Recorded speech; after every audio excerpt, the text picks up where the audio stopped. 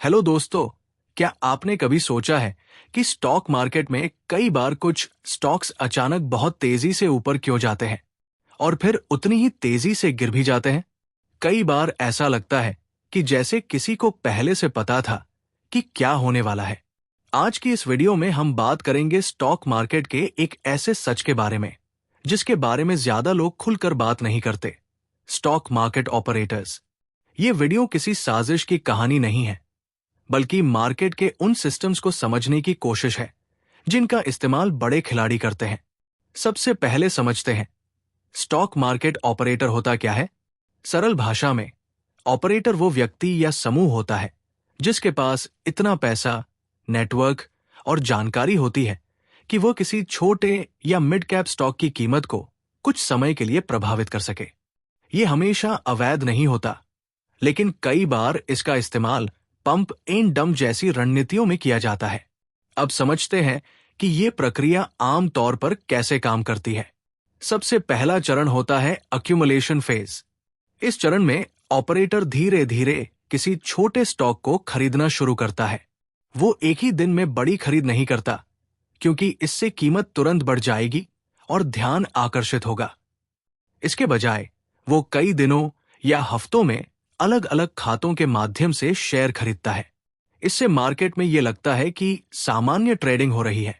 जब पर्याप्त मात्रा में शेयर जमा हो जाते हैं, तब आता है दूसरा चरण, प्राइस मूवमेंट फेज। इस समय अचानक स्टॉक में वॉल्यूम बढ़ने लगता है, चार्ट में तेजी दिखने लगती है। कई बार उसी समय सोशल मीडिया, टेलीग्राम चैनल या छोटे न्यूज प्लेटफॉर्म्स पर उस स्टॉक के बारे में सकारात्मक बातें फैलने लगती है। रिटेल निवेशकों को लगता है कि ये कोई हिडन जेम है। यहां से शुरू होता है तीसरा चरण, पब्लिक पार्टिसिपेशन। जब रिटेल निवेशक तेजी से स्टॉक खरीदने लगते हैं, तब कीमत तेजी से ऊपर जाने लगती है। चार्ट देखकर और लोग आकर्षित होते हैं। यही वो समय होता है जब FOMO, fear of missing out, पैदा होता है। लोग सोचते हैं कि अगर अभी नहीं खरीदा तो मौका छूट जाएगा। लेकिन इसी समय कई ऑपरेटर धीरे धीरे अपने शेयर बेचने भी शुरू कर देते हैं। और फिर आता है आखिरी चरण, डंप फेज। जब ऑपरेटर अपने अधिकांश शेयर बेच देते हैं, तो मांग कम हो जाती है। स्टॉक अचानक गिरने लगता है। रिटेल निवेशक घबराकर बेचते हैं और कीमत और गिर जाती है। ये पूरा चक्र कई बार मार्केट में देखा गया है। अब सवाल उठता है, क्या ये सब सिर्फ छोटे स्टॉक्स में होता है? अक्सर स्मॉल कैप और माइक्रो कैप कंपनियों में ऐसा ज्यादा देखने को मिलता है, क्योंकि उनमें लिक्विडिटी कम होती है।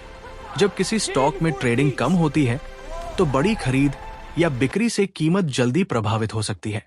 लेकिन यह भी समझना जरूरी है कि हर तेजी या गिरावट ऑपरेटर की वजह से नहीं होती।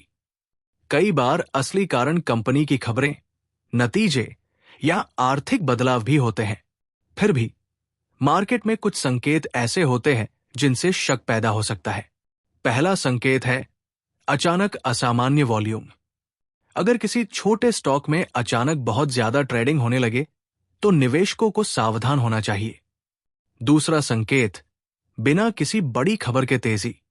अगर कंपनी में कोई खास बदलाव नहीं हुआ, लेकिन स्टॉक तेजी से ऊपर जा रहा है, तो उसके पीछे किसी बड़ी खरीद का प्रभाव हो सकता है।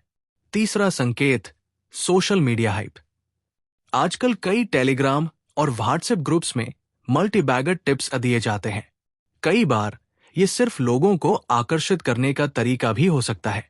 अब बात करते हैं एक महत्वपूर्ण पहलू की, नियामक संस्थाएं।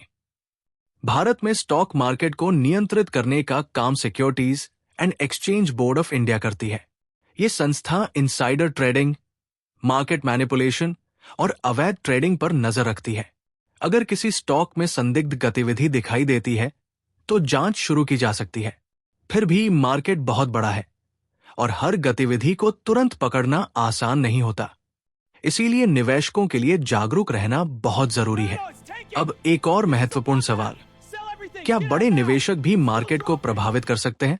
बड़े संस्थागत निवेशकों जैसे म्यूचुअल फंड्स और हेज फंड्स की खरीद या बिक्री से भी कीमतों पर असर पड़ सकता है।